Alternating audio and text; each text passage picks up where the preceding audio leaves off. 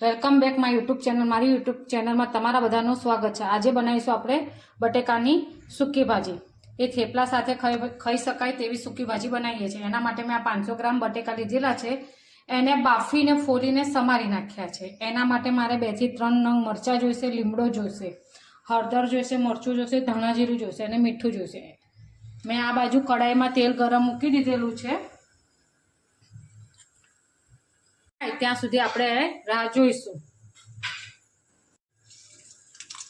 તેલ આપણું ગરમ થઈ ગયું છે। એમાં આપણે હવે જીરું નાખીશું, રાઈ નાખીશું અને ચપટી હિંગ નાખીશું।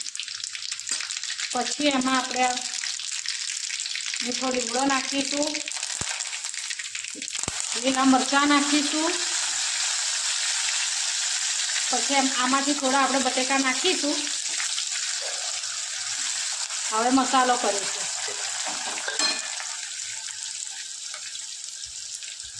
एक चमची જેટલી હળદર, જરૂર મુજબ મરચું,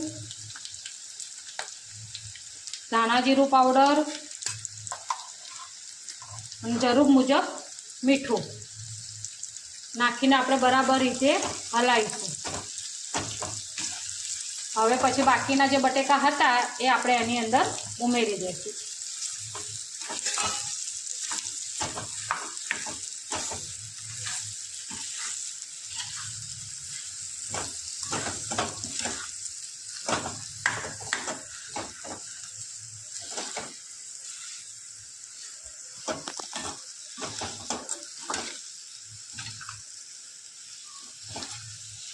जो હવે આપણે બટેકા મિક્સ થઈ ગયા છે એની અંદર આપણે 1 ચમચી જેટલું લીંબુનો રસ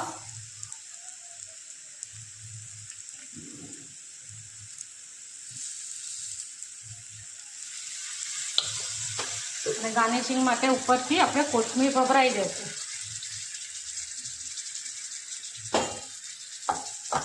બરાબર રીતે આપણે એને હલાવી લેશું।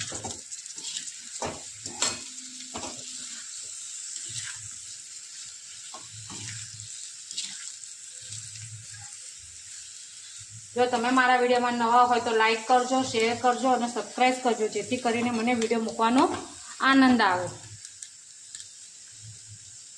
બનીને રેડી થઈ ગઈ છે। મેં સર્વ કરી દીધી છે।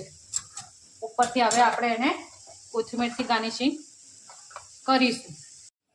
જો મેં એને થેપલા સાથે સર્વ કરી છે।